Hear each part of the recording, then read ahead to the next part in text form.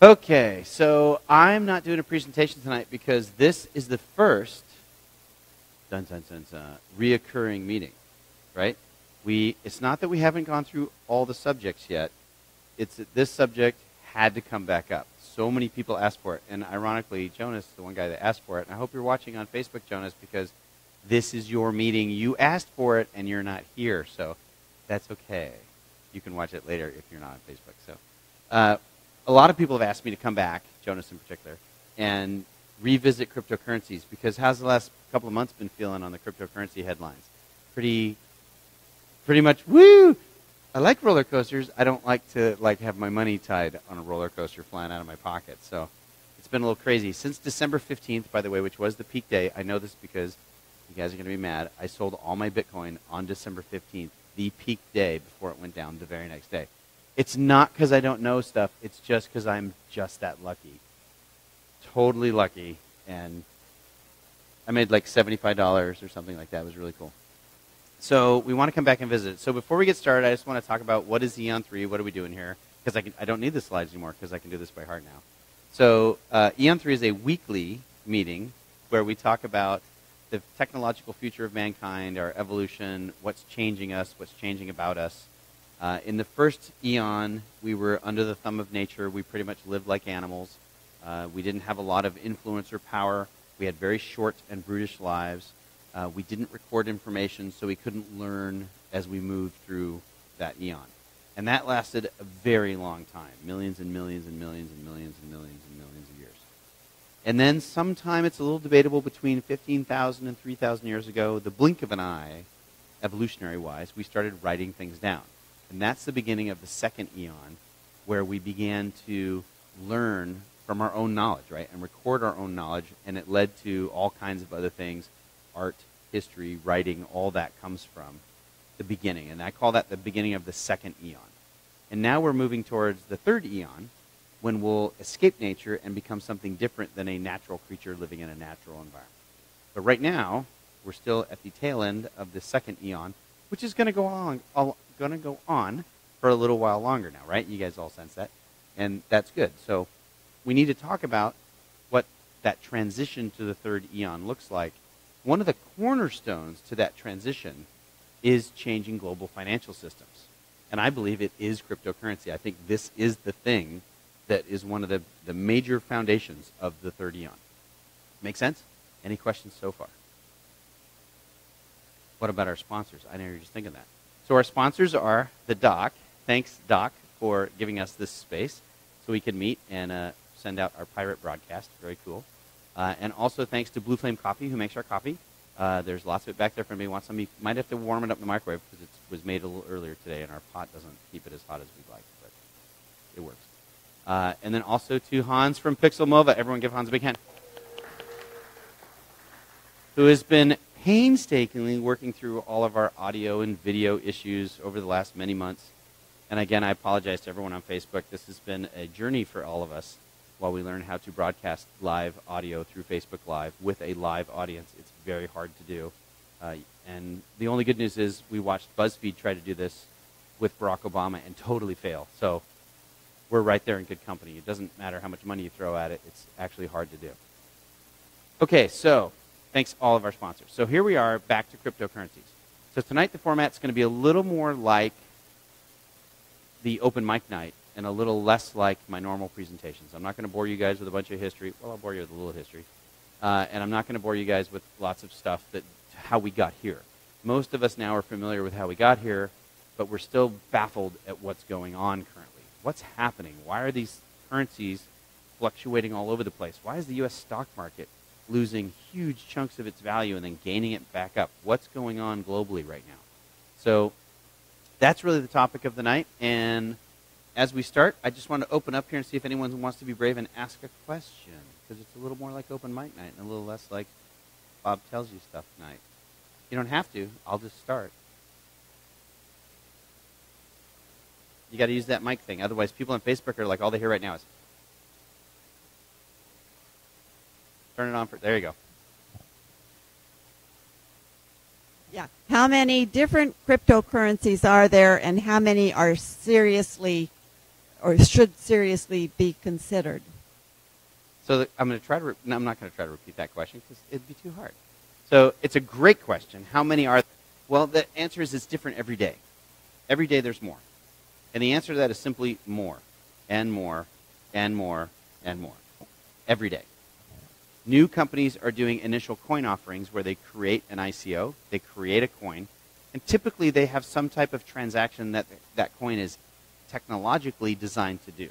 You got to think of these coins more like software programs and less like gold, although they also are like gold. But they're like a software program with a value. And the more cool your software program is at solving a specific problem, the more valuable it is. So there's more every day. We're seeing new ICOs every day. There are, if you put in ICO into Google, there are sites that actually rate the current ICOs that are coming up because they're launching. It's just like an IPO, but instead of doing an initial share offering, they're doing an initial coin offering, and then you partake in the value of the coins.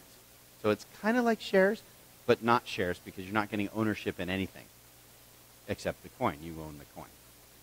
Make sense? Not really, I know. It's confusing. We'll just keep going, though. So more every day. What was the second part of your question? Because it was a two-part question. Thank you. He's good. Which ones should we really pay attention to? But now you've spurred me on to something else. So in other words, anyone who wants to raise money for whatever project and they do an ICO, they come out then with a whole new cryptocurrency. Yes, and no. So you shouldn't look at ICOs as a way to raise money. A lot of people do. A lot of people. That is not what it's for. It can be used for that, but only if what you're doing is something related to the cryptocurrency, like one that's up and coming. If you're trying to create a cryptocurrency that's specifically designed to do trading on energy futures and is tied to some metric that makes it super perfect software-wise for trading energy futures, and by the way, there's whole groups dedicated to just this subject, then that is something you should do an ICO for because you're creating a coin for energy trading. That's a great idea, and it's a complicated market, and they need a specific financial tool for helping them manage that market. But if you're trying to raise money for somebody who makes dog food, that's a really bad idea because it's not tied to a financial transaction instrument, right? It's not a cryptocurrency.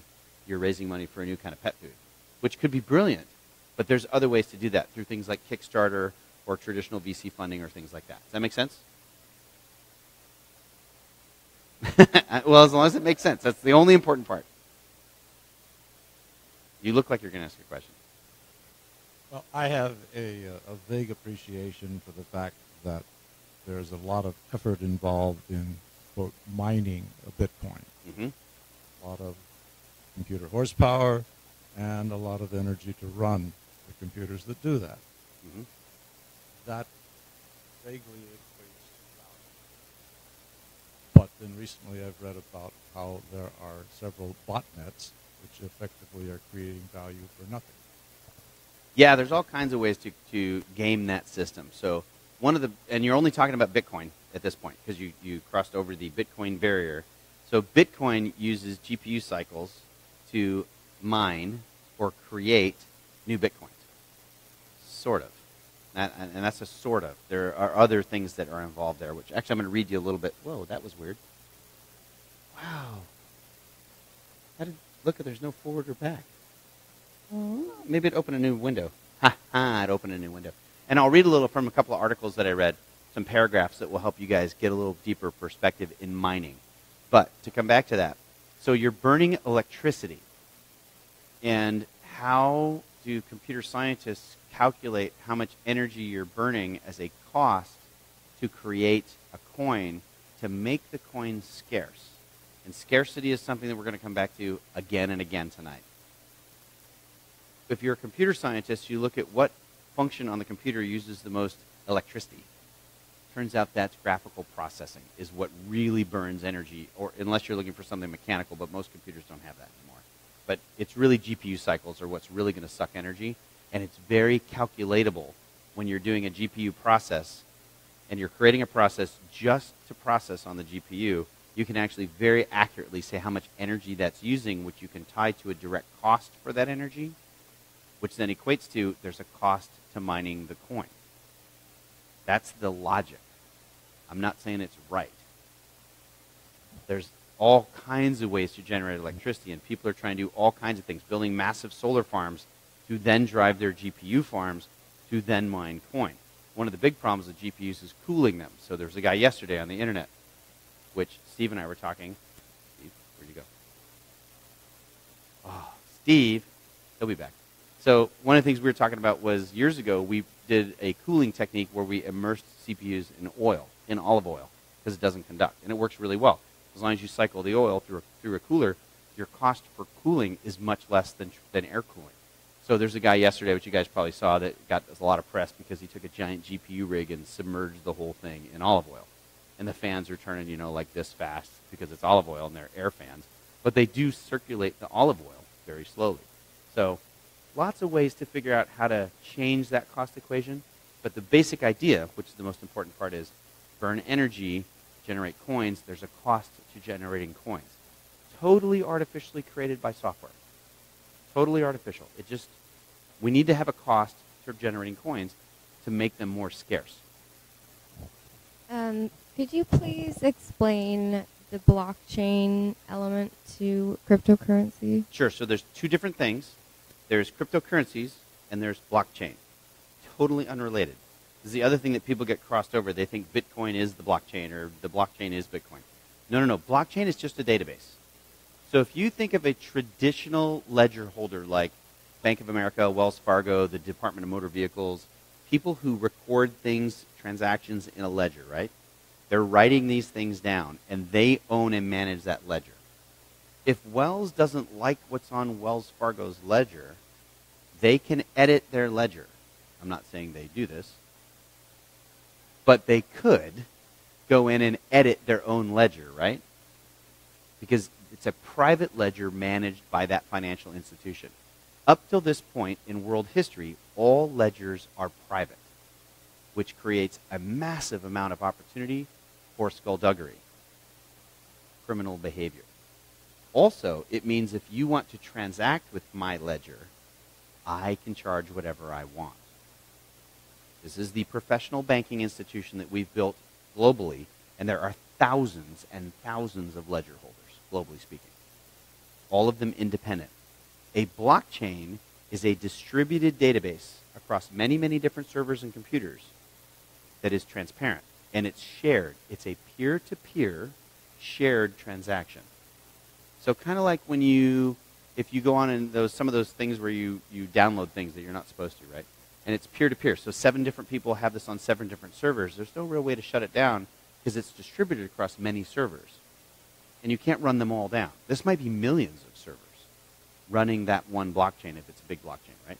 And now they're peer-to-peer transactions that are then validated by the other servers on the network that say, you're cool, I know who you are, I believe your ledger, and it's backed up by 700 other ledgers that are all shared and linked together, simultaneously recording that transaction. So why is that cool? Charlie, do you remember the percentage of people that are outside the banking system? So 2 billion people on the planet are outside of any banking system. They have no funds on deposit. How do they participate in the global economy? They don't. They can't buy anything on Amazon. They can't use a credit card to buy gas.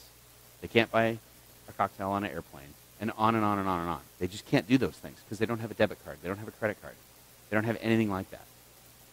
So they could get a cash card, right, where they could go to Walmart and pay a fee and put cash on a cash card and carry, and most of them do in the United States.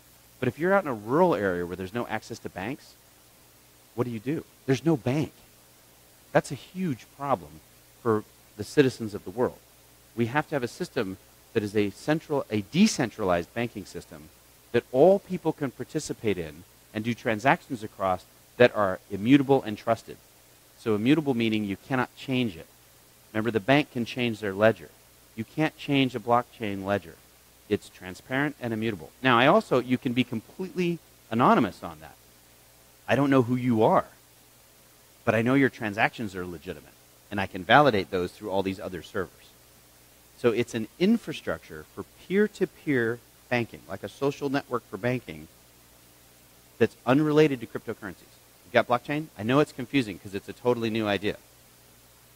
Now, you'll also understand that takes away all the power from global financial institutions, which is why you see a lot of jockeying right now from global financial institutions, which also include, in most cases, countries who manage their national banks, trying to jockey for position and understand how to do this, because this changes global money.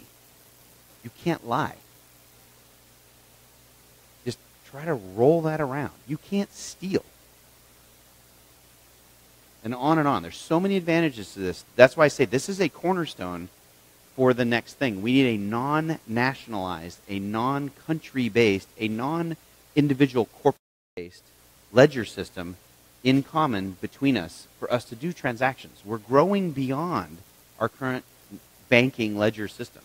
And it's breaking. It literally is shattering right in front of our eyes. And there's been all kinds of examples of this. And it's time for something new. And that is the blockchain. Now, back to cryptocurrencies. Cryptocurrencies are things that are created that typically, but not always, use blockchain as their back-end transaction system. And then they have a encryption algorithm that's specific to whatever thing they're supposed to do. So Bitcoin's a good one to look at. Bitcoin, the big thing that Bitcoin does is it allows you to mine to create Bitcoins. It's a limited distribution coin which drives speculation, which makes it volatile. Right? It makes it volatile. It's purposely volatile because they want you to speculate on it and the value to go up for Bitcoin. Get it? Because it's a limited distributable asset. The more I make, the more expensive it gets to make Bitcoin. Therefore, it peaks out the number in circulation. Understand?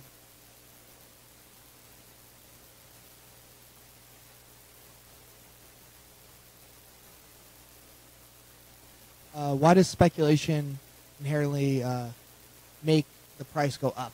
Why couldn't it? It doesn't inherently. You need to have some value, right? So there are other currencies now that have a lot of value, like Ethereum, right? There's lots of ones that have created specific cryptocurrencies for specific financial transactions that have specific software algorithms that tailor to that specific transaction. I might need it to be really quick, or I might need it to be really super, super vetted.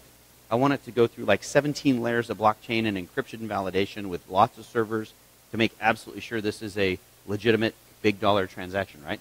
But that might take a lot of time. Typical transaction times for Bitcoin is 20 hours today. That's a today. I read that today. 20 hours to spend a Bitcoin. That's a lot of encryption. That's not very practical as a transactionable coin, right? That's why we have Dash and Litecoin and other coins that have different crypto that are better for smaller dollar quick transactions, and they can do them in milliseconds. But you wouldn't want to do that for a multi-million-dollar transaction, right? The reason Bitcoin is the one everyone's focused on, what do you guys think? It's first. That's the only thing that Bitcoin really has going for it right now. It's Bitcoin. In fact, Bitcoin has created a second thing called Bitcoin Cash, which is a faster transaction than Bitcoin. Then there's one called Bitcoin Bro. I did not make this up. It's called Bitcoin Brother. And Bitcoin Bro is a coin that's very similar to Bitcoin, but not Bitcoin.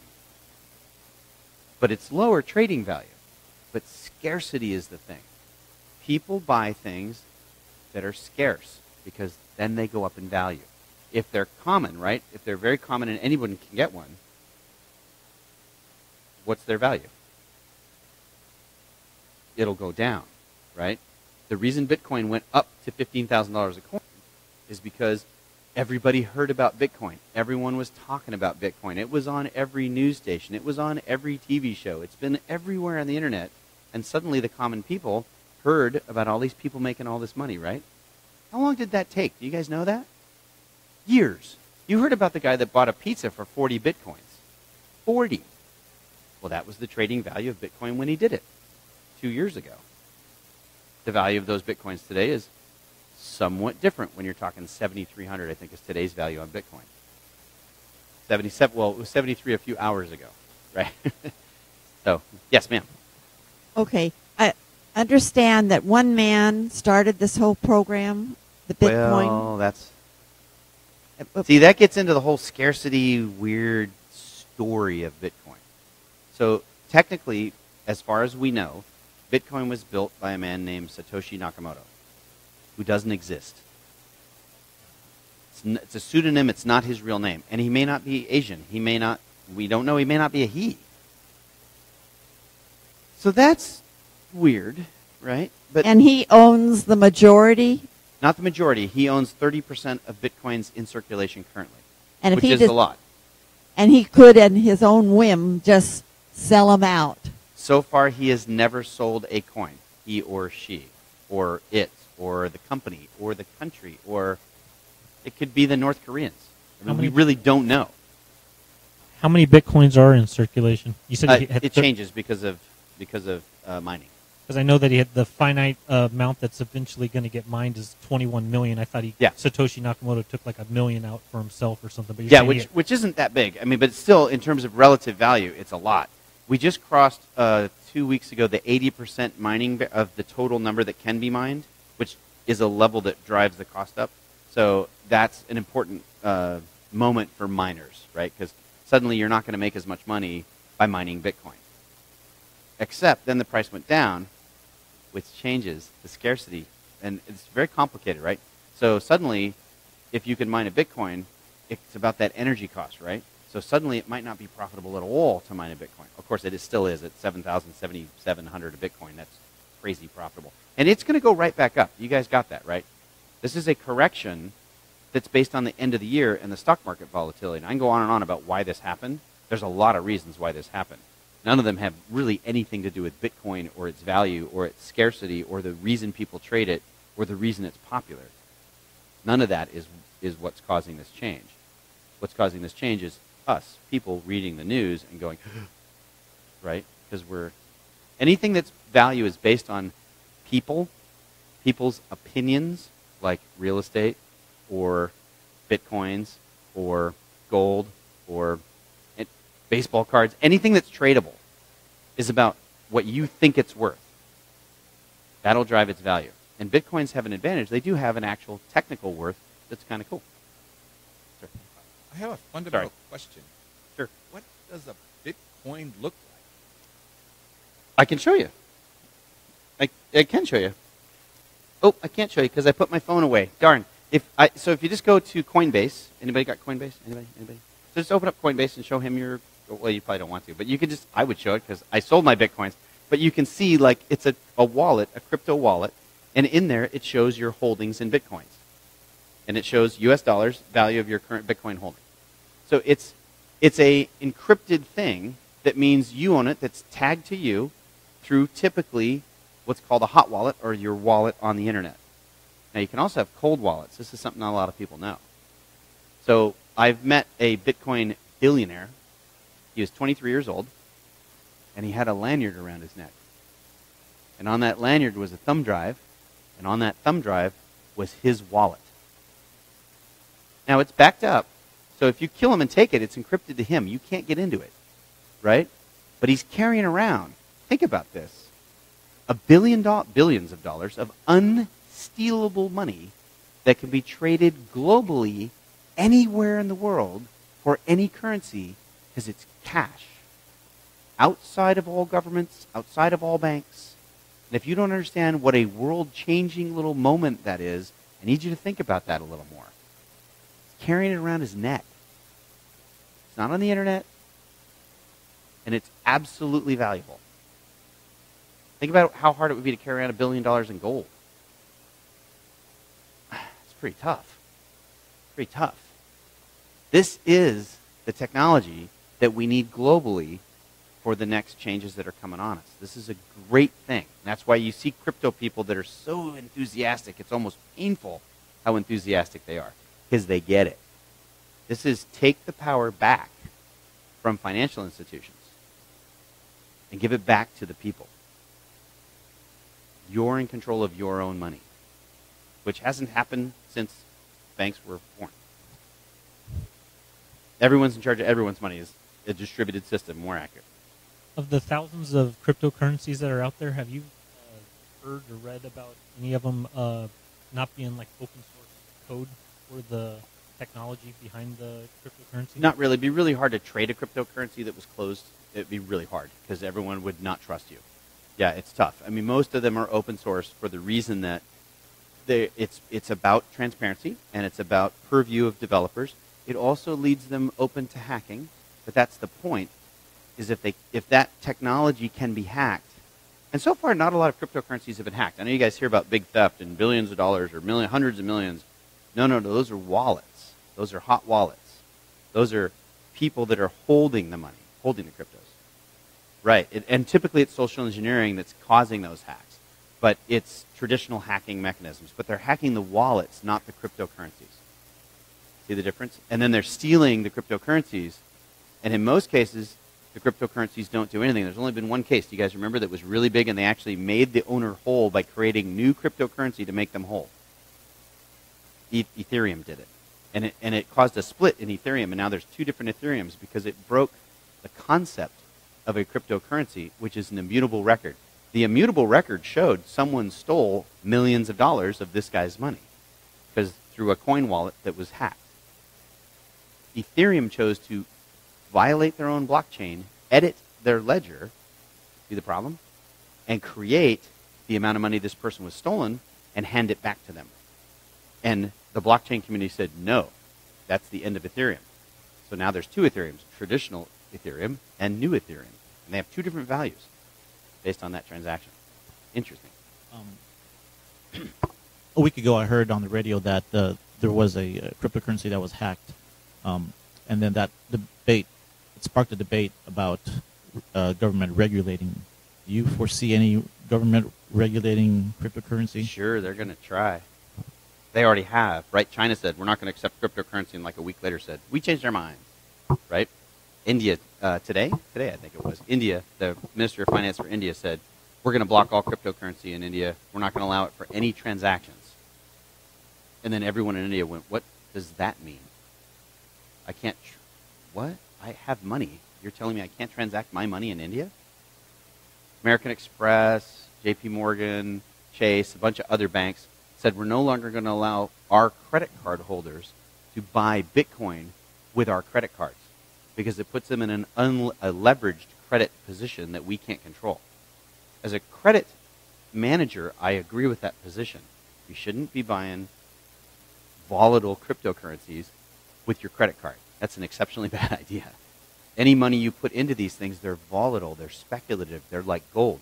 Gold could go to zero tomorrow if we suddenly, brought a gold asteroid into orbit and started mining it, right? I don't think that's going to happen. I'm just saying. But there's technologies that could make gold go to zero. If Satoshi Nakamoto suddenly flooded the market with Bitcoins for sale, Bitcoin could go way down, right? If there's a technological bug that has heretofore been undiscovered, suddenly gets discovered, any cryptocurrency could be rendered zero value, right? These are speculative, dangerous things because they're new. But stick with the idea of the blockchain, a peer-to-peer financial networks, no banks. So I'm going to diverge for a moment. Do you guys know who the 1% are? But do you know how they got there? The 1%. So in 2017, last year, 80% of the United States gross domestic product, 80% of what we produced financially went to 0.08 of our population. You worked really hard last year. 80% of every dime you profited went to less than 1% of U.S. population. And if that doesn't terrify you, I don't know what does. You cannot win this game. And we cannot play this game on a global scale. There are so many people that are below the poverty line globally. That just won't work. Those numbers won't work. It's money lenders. How much do you pay to money lenders every day? Think about it. Credit card fees, credit card interest fees, transaction fees. You give your money over to a bank and you put it on deposit. Do you know what that bank does with your money? You have no idea. Yeah, it's completely invisible to you. Why would you give them your money? What are they investing in? How much are they profiting? Why aren't you getting a piece of it? They take it all. And they don't like the blockchain. And they have all the money right now. That's why you're seeing all this government confusion, because the governments are largely in partnership, right, with the large corporations who have the money, who fund their campaigns, who make the engine run. Nobody on that side of this ledger wants change. Of course they don't. It's working really well for them. But that's not going to work going forward. It's not a question of right and wrong.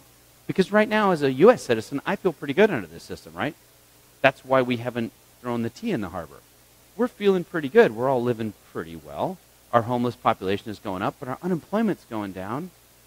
But our gross domestic product is skyrocketing, but we're getting less. You guys saw this on the wage equality session we did. You're less than 1964 levels of purchasing power, and it's getting worse. But you still can buy a house. You still feel okay. You still can buy a car. You're just building up a lot of debt, which you're paying a lot of interest on to those same banks, because they control the money. If you just took your money and kept it around your neck,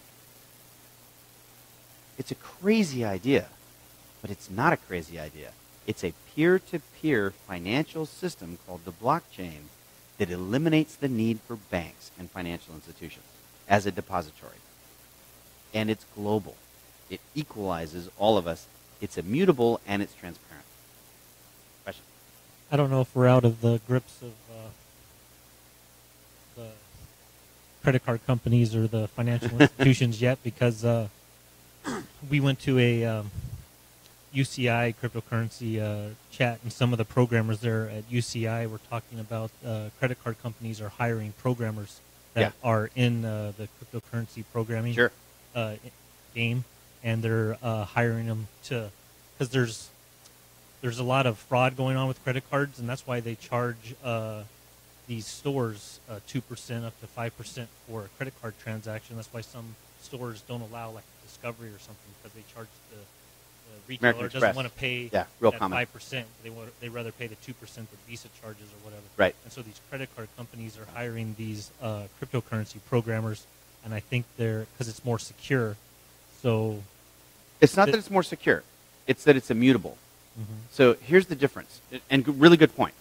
So one of the things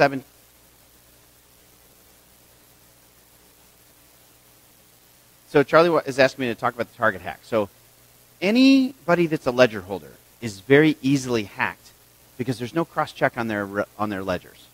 So Target, you know how Target got hacked? They put a camera and looked down at the PIN machine, and then as you swipe, they could record your card and get all your information off the cash register, and then they saw your PIN. Now they have everything they needed to recreate your ATM card, right, and recreate those transactions, and then started doing transactions at Target, which seems kind of dumb, but whatever. But you get the idea. It's so easy to and then Target covered that up. Of course they did. They don't want that in the press, right? Corporations have a vested interest in manipulating public opinion to hide their own frailties. And of their own ledger, it's very dangerous because we don't know what they're doing, right? And then suddenly it comes back to bite us because we're heavily invested in these things and they roll over. This is a lot what led to the subprime mortgage crisis. Yes, we were all over-speculated, but you also had 1 million different ledger holders, and the federal government had no idea what they were doing, and when they found out, it was way too late, right? Because there's no oversight. So let me give you one example of a minor change on why Visa, MasterCard, all the major banks, the federal government, everyone is investing in looking at blockchain right now. All of them have blockchain projects that they're running and research projects and are hiring blockchain programmers. Everyone. Here's why. Let's take just the U.S. system. So the U.S. system, we went away from the gold standard. When was that? Come on. 1931. 32, close enough. Good enough. That's exactly right. I'll go with that. So in the 30s, we went away from the gold standard. What happened to all that gold? Doesn't matter. We went away from it. And we went to the Federal Reserve System. So under the Federal Reserve System, they manage the member banks. This happened because of the Great Depression, right? The banks, there was a run on the banks. They couldn't settle their deposits. It was bad. So under the Federal Reserve System, each bank is a member. And then they buy from insurance from the federal government to insure up to $200,000 in deposits, which is great if you have $150,000 in the bank. It's a waste of your money if you have $250 in the bank. And it's useless to you if you have $30 million in the bank. See the problem with that? That system isn't right. It's so broken, but it's the best we have. The member banks are each individual ledger holders. Bank of America, Wells, Union Bank, I can't name them all, but the banks in the Federal Reserve System. Those Fed banks are then managed from the Federal Reserve through the Treasury Department. When they are caught, or the Feds think they're doing something improper, they have Treasury agents that come down and investigate their ledgers. And just think about how long this is, and what a bad idea this is, right? Because that's not their business.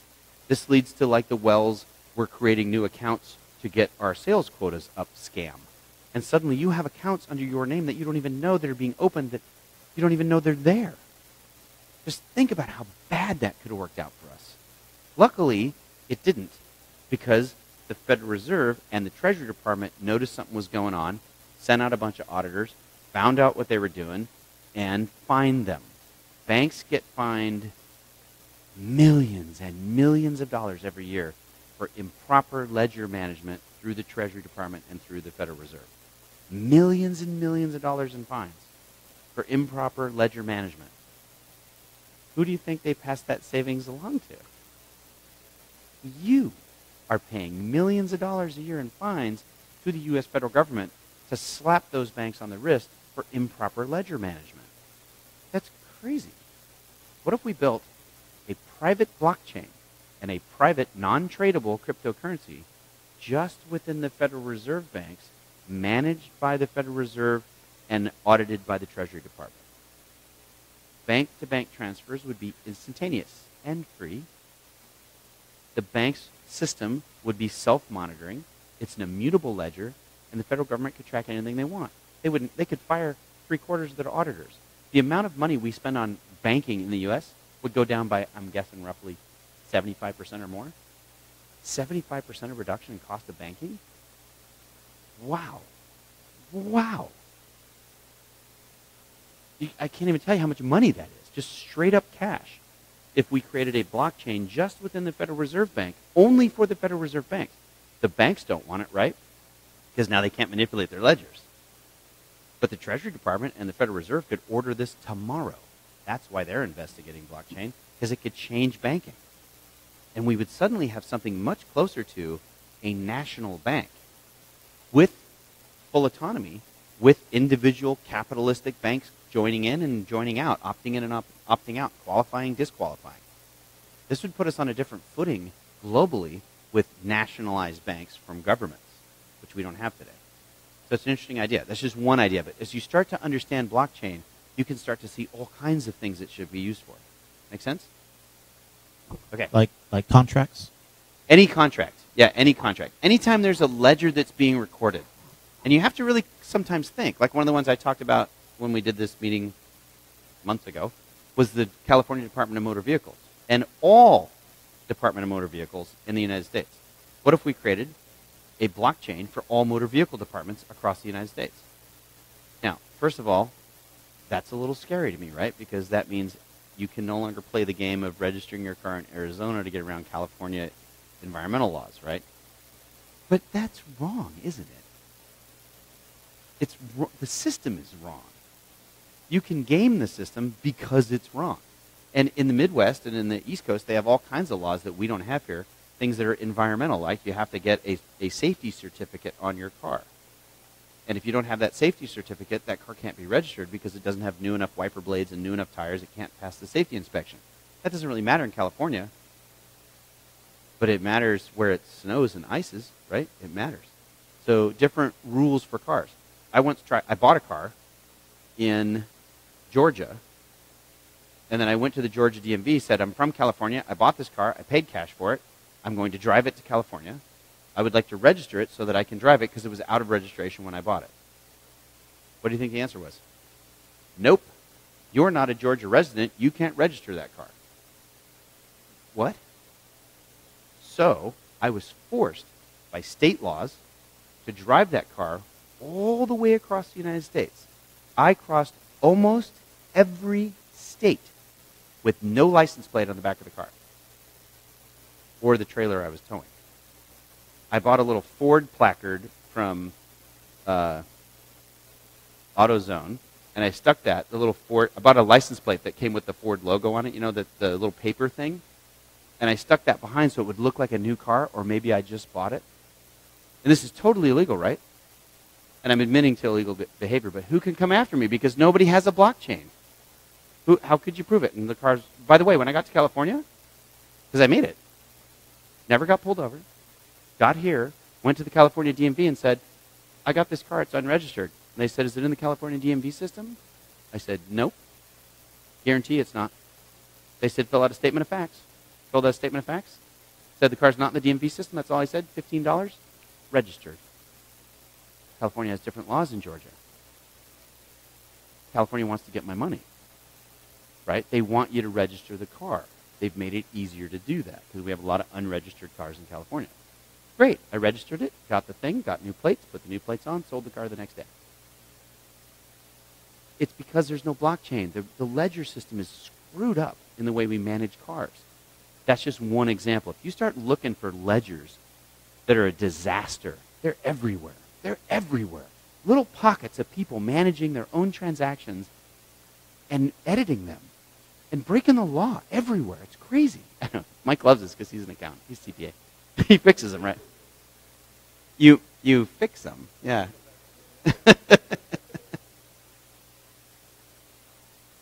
Okay, how you guys doing? Getting the value of the blockchain versus cryptocurrencies. So let's talk a little bit about Bitcoin. What's going on with Bitcoin? So Bitcoin was 15,000 at its peak, somewhere around there, on the 15th of December. And then as of a week ago, it went below, or 2 days ago, sorry, it went below 6,000 for a brief moment, which scared everybody. Now it's back up to 7,500. Why is it flip-flopping so much? And why did it go down so much? So there's a lot of opinions on this. And some of them are, well, all of them are right. That's the problem, because the reason it goes up and down is based on how you guys feel about it at the moment, based on what you're reading on the news feeds, and are you panicking, are you not panicking, right? And that's all about news. There are a couple things that did affect Bitcoin's value that I want to talk about. And they're interesting because they're good parables of the dangers of this new technology. So the first one was just general speculation. People buying Bitcoins to speculate on growing value using credit cards is nuts. That's just nuts. I can't express that enough. That's just crazy. That's what we saw in the 1920s. Banks are right to knock that off. Don't allow your credit card holders to issue personal credit at high interest rates to buy Bitcoins or anything that's or gold or anything else. That's a bad idea. But of course, all these guys are just blocking Bitcoin transactions. Man, I wish these people would learn. Bitcoin's just the coin of the day. There'll be a coin of tomorrow. If you start blocking them brand by brand, how many coins are there? Oh my God, so many. You're never going to win this one, right? But they're blocking Bitcoin. This is a good indication of just how dumb banks are, right? Think about that. They're just that dumb. And they're doing something because it makes news. It's news that they're protecting your financial assets. See, here's the problem. They're not that dumb. They want you to run up that credit card debt. They want you to switch and start buying Ethereum on your credit card. They're not with you. They're with that. They are them. See the problem? If you keep doing this, it's going to get worse. So, you're not blocked from buying Ethereum or anything else. You're only blocked from Bitcoin and only from 4 banks. Other nations immediately started announcing that they're going to start blocking cryptocurrency exchanges of Bitcoin too. National banks, Bank of China, Bank of India. What does that mean? Who knows? Who cares? It doesn't matter. Those things aren't going to happen. They're going to repeal those things in minutes and go back and do something different as soon as they realize it's in their national interest not to do that, because people are continuing to transact.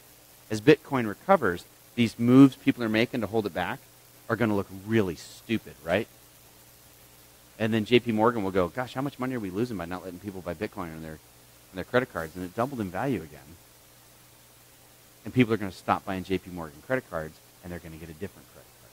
and then J.P. Morgan's going to get rich. See how dumb this is? This is a dumb game. Don't play this game. There's thousands of cryptocurrencies right now. Do you see this all shaking out to where there's just one left standing, or maybe there's going to be, I don't know, 15 or 20 standing, or maybe every country will have their own individual cryptocurrency, or how do you see it all shaking out there? So a really good model for that is the credit card market. Originally, there was a couple of credit cards, right? And then it bloomed to like 1 billion credit card companies. Today, there's still a lot of credit card companies, but really there's like 4 big ones, right, in the United States. And that's because there's only so much differentiation between American Express, Discover, Visa, and MasterCard. And I'm not sure there's any differentiation there. But then there's like different brands. Like I have the Wells Fargo one, which gives me this. And then I have the this brand Visa card and the this brand American Express. American Express is pretty much monolithic. But Visa, very partner-centric, right? So the short answer to your question is no, there's no limit. And we won't curtail them. There won't be some shakeout winner because there hasn't really been a shakeout winner in the credit card and debit card market. In fact, debit cards are growing radically right now because people are saying no to banks. They're putting cash on debit cards and then using those to do financial transactions without putting money on deposit. Because you don't need to put money on deposit. Why did we start putting money on deposit? Because of thieves. Because of train robbers. Right? Do you guys remember where Wells Fargo came from? They advertise it all the time, right? The horse with the guys with the guns and the lockbox. It was safer to give your money to Wells Fargo. And then some nutty bank manager came up with this idea of, what if we guaranteed their funds? Your other choice was to keep your money in your mattress. That's what we used to do. See, I told you there'd be a little history. That's what we all used to do before there was banks. We kept our own money, which makes us a target, right? The more money you have, the more guys you had to hire to be around you. You guys remember the cattle baron guy with his 27 posse of guys with guns? That's what you had to have if you had money. Then banks came along. That seemed like a really good idea. We'll pay the Brinks guys to pick up our gold and take it over to Wells Fargo. And they'll protect it with their guns and guys. And I pay them a fee to do that. I don't have to have manage all these gunslingers because they're kind of scary and I don't really like them. Pinkertons, all these guys. You guys remember this time in American history? Same thing was going on in Europe. It's to prevent thievery. Well, wait a minute. In a global distributed blockchain, there's no thievery going on. Hot wallets need to get better, yes. But in the blockchain, no. That's working fine. This is a global system of you keeping your money, you not putting it on deposit with someone who's going to lend it to somebody else. Anybody getting interest on their credit card or checking account anymore? Where's that money going? And yet you're getting banks making record profits. How is that possible that we're not getting any of that? That's crazy. Sir. I know that some cryptocurrencies tout that their anonymity, and then others, Bitcoin is not completely anonymous. Yeah. You can track who's doing the trade, but there are some cryptocurrencies out there that are so-called completely anonymous if you want them to be. Yep. What if you had a boss that's running a small company and he decides to pay his employees with a completely anonymous cryptocurrency? And how do you tax those Wouldn't employees that be cool? that are getting paid with that? So let's completely think about anonymous this. So you have cryptocurrency? it's a really good question. Really good question. So let's start with the law, because the law is pretty clear here. If you pay your people any money in any format,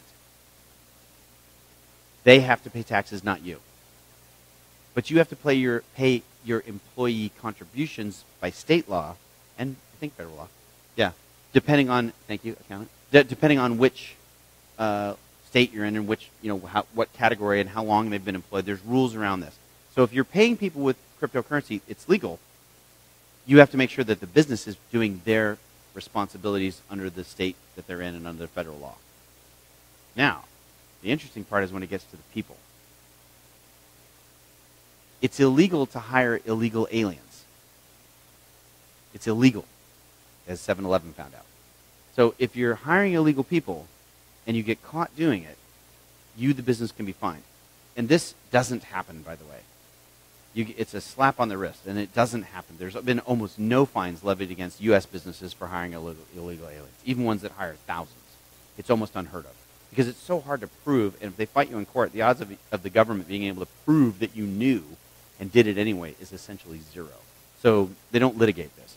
But it's still illegal, and you, in theory, could be fined. But if you never met the employees, you still have a responsibility to vet them. There's forms that you're supposed to fill out that prove that they're citizens, and the employees sign these forms, all kinds of things you're supposed to do as an employer.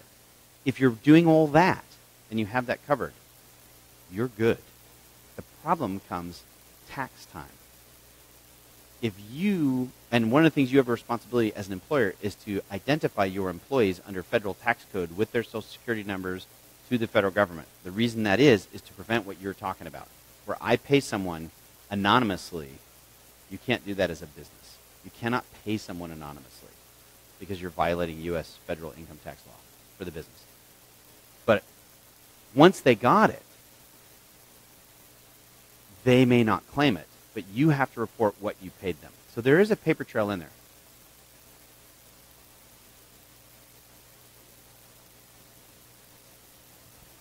They're liable, not you. Yeah.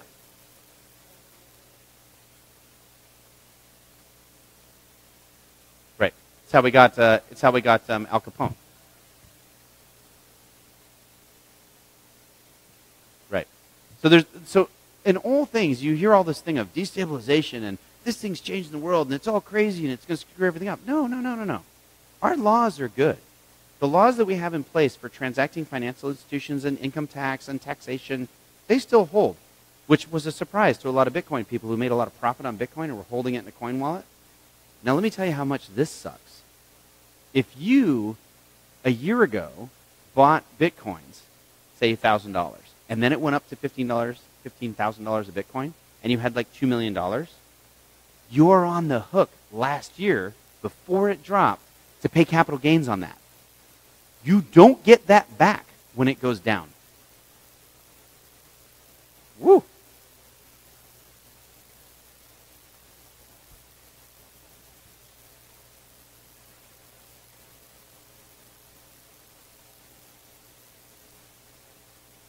Uh-huh.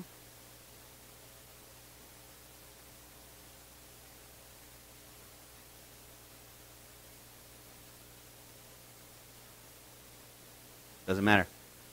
Doesn't matter. Doesn't matter. So the question was, what if I go out and create my own cryptocurrency, create my commune out in the middle of Texas? Wasn't there a guy that did this? And I think his sex was his coin and trade. But yeah, but you go out there and you create your own David Koresh thing, and then you go out in this mini-series now. It's really good, by the way. And then you go out and you create your own coin for trading within your own community. As soon as anything of value, even barter. So if I give you a car, you're responsible for capital gains on that. And I'm responsible as an employer for putting that on a ledger, for recording that to the state and the federal government. Oh. There is. It might be zero, right? That's exactly true. But there's still if it can be traded for coin of the realm, which in this case fiat currency is the U.S. dollar, so at some point they have to trade it back to U.S. dollar in order to spend it.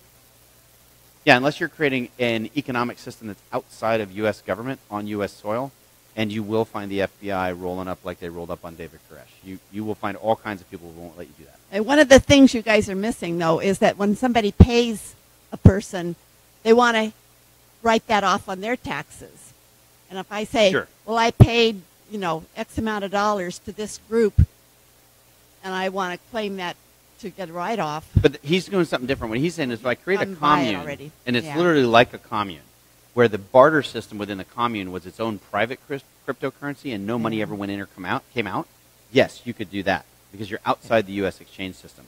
As soon as, though, you brought something of value, so if you took vegetables that the commune made and sold them outside the commune, you would immediately have everything in there would equate to a U.S. dollar, and the FBI would roll in.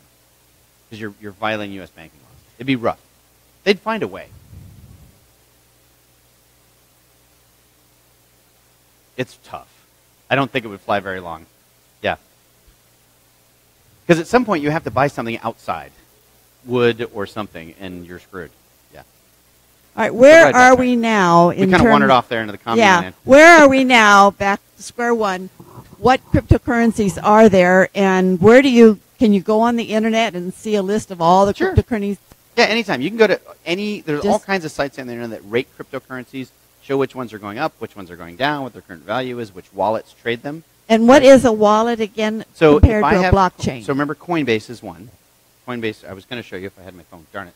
But you can go in and if you sign up for Coinbase.com, then you can buy Bitcoins through Coinbase and they create a crypto wallet for you that holds your cryptocurrencies on Coinbase's system. Now the theory of hot wallets or internet-based wallets like that is that their encryption algorithm, rhythm, and their anti-hacking capability is superior to you wearing it around your neck. The problem is I'm not sure that's true. That mindset is it's safer to put my money in a bank than it is to put it under my pillow, which was true in like 1802. But with cryptocurrencies and distributed blockchain, I'm not sure that's true anymore. Time will tell. So right now, one thing I can tell you is that crypto wallets, the wallet vendors, need to get a lot better at what they do. Most of them have been hacked. Millions and millions of dollars have vanished. And then you don't get it back because they can't recreate the money. It got stolen and transacted out of your wallet. It'd be like someone hacking Wells Fargo, transferring your money, and Wells going up to $200,000 on deposit. But if you stole $20 million from one guy on Wells, he's getting back $200,000. And the rest of it, Wells is going to go, oops. So I'm not sure hot wallets or crypto wallets. I'm sorry? Cold wallet is it's off the internet. You wear it around your neck. It's your own encryption algorithm stored locally on your private network. Remember, the internet is just a network, right? You can decouple from that network. Right, air gap from the network. So I don't know yet what's the right answer. So it seems to me kind of logically that it would be wiser to have some kind of algorithm that's based on my biological signature, right? I'm just thinking way out in technology land. Something that's immutable to me, that I am genetically part of the blockchain, so that my money is mine. And it doesn't matter if I'm connected or disconnected from the network. When I'm disconnected from the network, no one can touch my money. But when I'm connected, I can transact. So this is new, right? Blockchain is new. And coin wallets, like we always do with new stuff, are a recreation of the Wells Fargo original concept for cryptocurrencies on the internet. And so far, those coin wallets are losing. So did Wells Fargo, by the way. When they first started up, train robberies were huge, right? Everyone wanted to rob that strongbox. Everyone wanted to rob that stagecoach. That's where the gold was. And they were robbed constantly. So this isn't any different. This is the new Wild West. Coin wallets are the strongbox on the Wells Fargo thing in a modern technological sense. Sure, they're being robbed. How long is that going to go on before that technology keeps going, right? They're going to realize their vulnerabilities and they're going to spend more money, and some will rise. Of a place that will shake out, not credit cards, not cryptocurrencies, electronic coin wallets on the public internet will shake out. And it already is happening. There's been several that have gone out of business because they couldn't protect their people's money. And as soon as you prove that you can't protect people's money, people just flee, right? It's just, goodbye, I'm out of here. Makes sense? A couple years back, had a wallet. It was a company called Mycelium, I think. How does Coinbase wallet work? Does it use... Mycelium had these QR codes. You had a public key and a private key. You don't ever let your private key out, and it makes a hash. The password in there. And they're all different. They're all different today. And Coinbase. No, Coinbase Coinbase only deals in Bitcoin, Bitcoin Cash, Ethereum, Litecoin, and I think that's it. And the Bitcoin Cash is new for them. So they're kind of the original one that partnered up with Bitcoin, and the reason that they're the biggest is because they were the early ones, and they do Bitcoin. App on your phone. App on your phone. And it...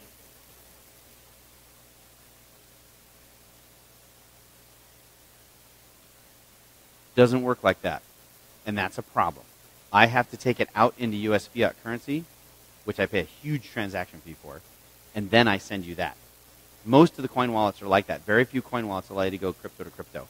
And one of the things U.S. governments and most governments are trying to block is crypto to crypto transactions for obvious reasons. There's a bunch that do, but I'm telling you, the governments are onto this. That's what they want to block more than anything is crypto to crypto transactions because it threatens national sovereignty. Literally, it's the end of nations. Because if you don't have to go through a national bank at some point to do a transaction, who's got the money? It's not going to work, right? Anytime you try to stop this, it's not going to work. It's that the more you squeeze, the more star systems are going to slip through your grasp, right? You've got the money. How are we going to overcome the problem of volatility in cryptocurrencies so that regular people who don't speculate on these things are going to be able to use them? Such a good question. So we had an answer, and then we just screwed it up. So I'm going to talk about Tether. And for those of you who know the Tether story, I know you do, it's epic. So some coins are designed to be speculatable. Typical ICO coins are designed for maximum speculation, right? I want low volume, I want a limited distribution, and I want them to be tied to some brilliant idea that's going to make you pay lots of money to own this Save the World coin, right? Energy futures. If you buy this coin, the green coin, it will change the planet because you're going to reduce energy carbon footprints by buying this coin. How much is that worth? Whatever we decide it's worth. And if it starts to really change carbon footprints globally, you're all going to flock to buy that coin, to be a part of that, right? To own that coin. And its value is going to skyrocket. And suddenly people that don't give a shit about the environment are going to start buying that coin like crazy because the value is going up, right? That's how it works. And then an asteroid hits us and we all die. It's just about speculation. Makes sense? So most coins are designed to have a good story, be very speculatable, and get you trading, like baseball cards. Woo! It drives up the value. They get all your cash because you're trading it at some point for US dollars. They then use that money to fund their company. That's an ICO. That's cool. But then there was one called Tether. Tether was not a speculatable coin. It's pegged to the US dollar. When you buy a Tether, you pay $1 and you get 1 Tether. It's a really simple idea. Now I've got a transactable coin equivalent to US dollar value that I can use to do transactions. What a great idea. No speculation will drive this up. Anytime you want to buy one, it's $1 US. Really simple, right? It worked really well. Everyone was thinking, Tether's great. We're going to use it to do transactions. And people were working with Tether, and then Tether opened their own, under their same CEO, different company, opened their own coin wallet called Bitflex, whatever it was. And now they're both one CEO, 2 different companies. It's starting to be a little funky, right? Starting to sound a little weird. And then a rumor started going around because suddenly $850 million, almost $1 billion, in new Tethers just appeared overnight. Where did they come from? Did suddenly people buy $850 million, almost $1 billion in Tether? And the global eyebrow went up. Government's eyebrows went up. Where did that money come from? Guess what tethers are used for? The number one use for all tethers. Buying Bitcoin.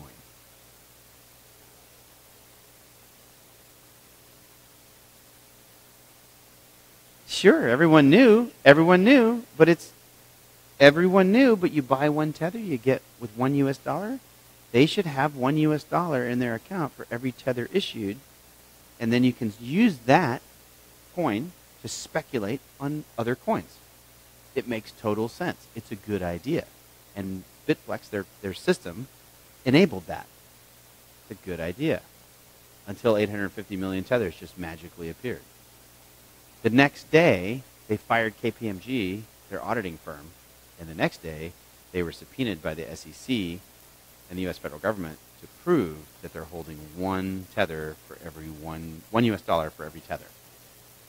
That has not happened yet because they can't. What they basically did, and this is rumor now, okay, this is the world according to Bob. This is not a fact because the shoe has not dropped. What it looks like they did is probably a better way to say that, is that, see, the problem with Tether is you're not going to make money on Tether other than transaction fees because it's not speculatable. So how do you make big money? When you see Bitcoin going like this, and then suddenly you see it go like this, you know it's going to turn around, because it is, right? It is now. So what if you generated $850 million in Tether, bought Bitcoin, and then it turned around, and then you sold it like here? You could put the $850 million back and take the other $2 billion you generated and put it right in your pocket. And it would be a legal transaction. You wouldn't get caught, except you got caught. Except you got caught.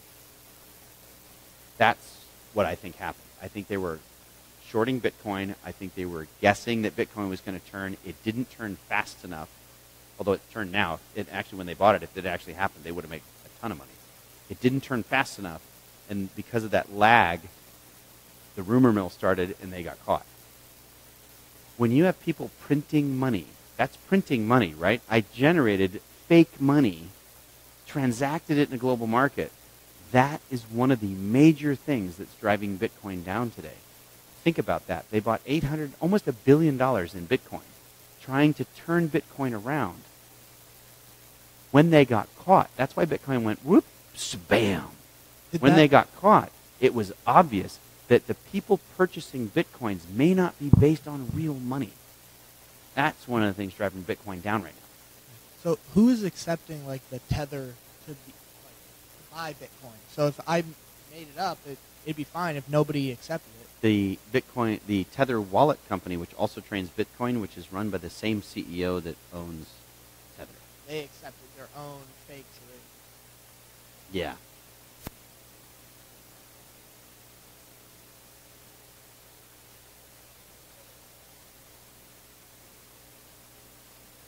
If you could have done this fast enough, if their gambit of propping up Bitcoin's price by suddenly buying $1 billion of Bitcoin had worked, it would have worked. They would have got away with it. But it's the lag. It took too long, and people began to notice. It was programmers that began to notice and started calling out when they were watching what went on and publishing on the public internet, this is BS. This can't be real. Yeah.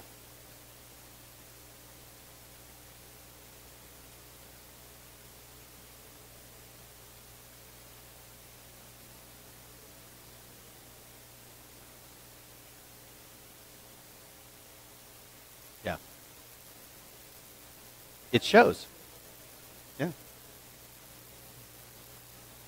Yep, and it showed. And they got caught. Can you pass the mic back? If you're done, I'm sorry, I didn't mean Yeah. You can just 1 second, sorry.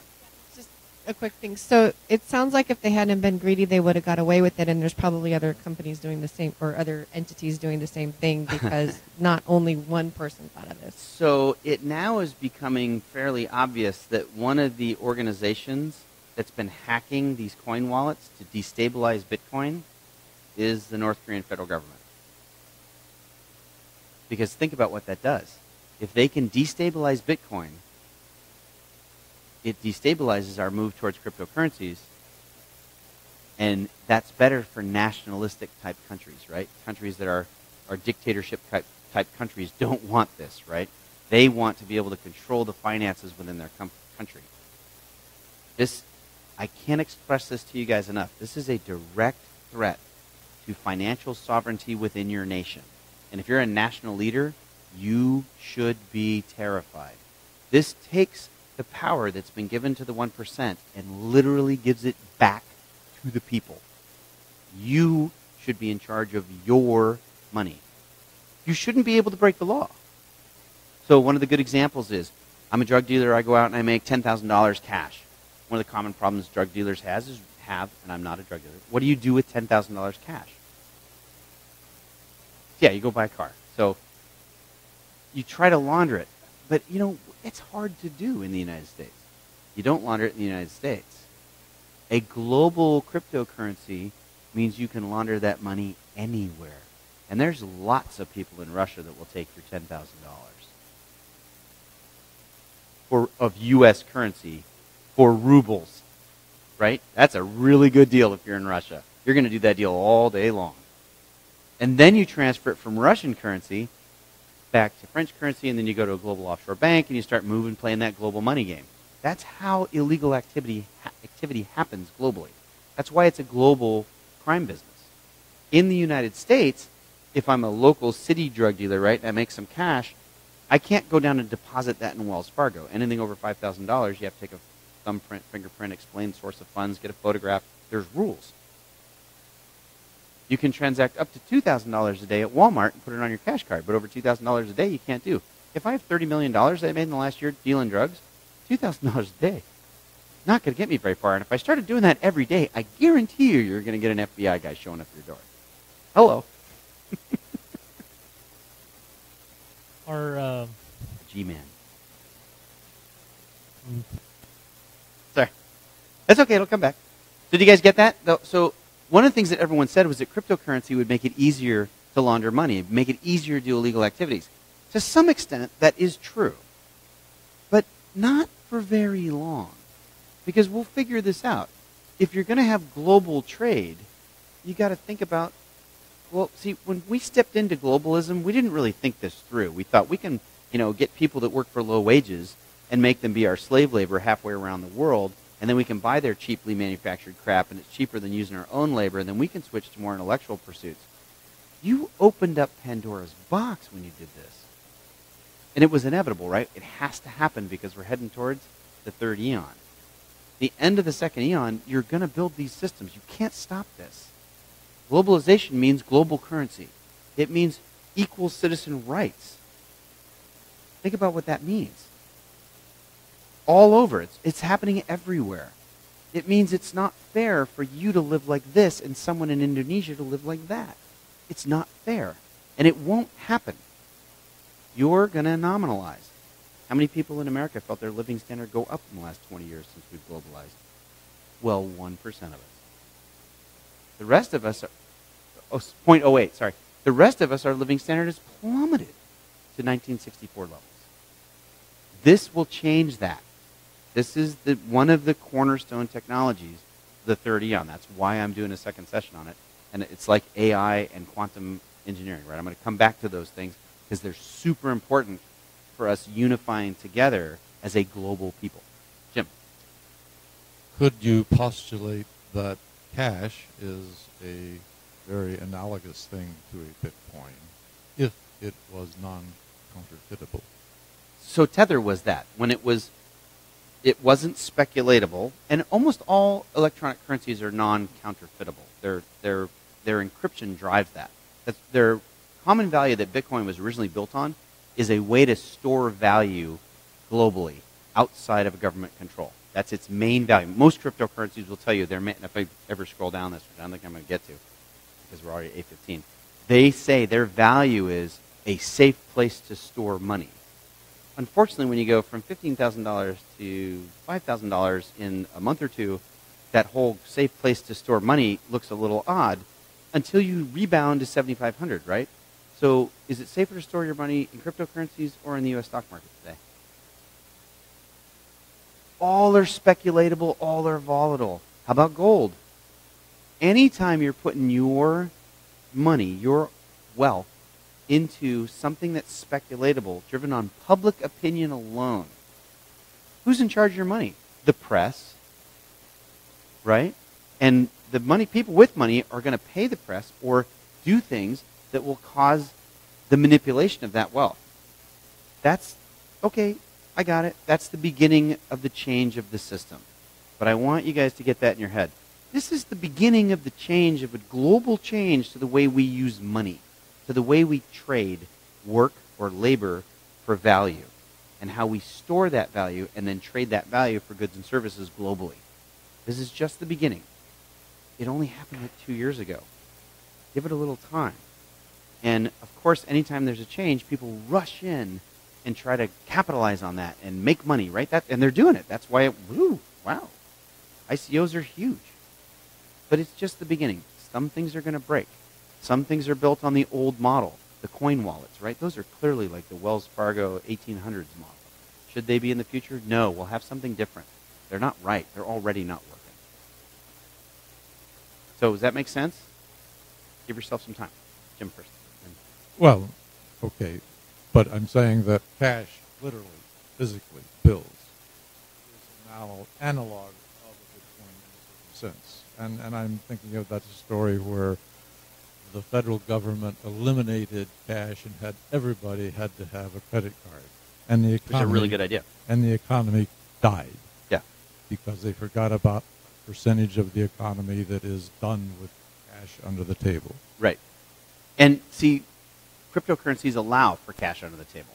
You can transact your stuff in a way that's not paying an employee, and you can be anonymous in this transaction, depending on the coin. So there might be coins that we want to keep really anonymous, and their encryption value is built on anonymity outside of federal governments and outside of banking institutions. One of the things that's in this article, which I'm not going to get to read, you guys should, it's on the startup, and it's called What's the True Value of Cryptocurrency? Read that article. It's really good. But one of the things they talk about on there is cryptocurrencies are a replacement for offshore banking. Because there's no shore.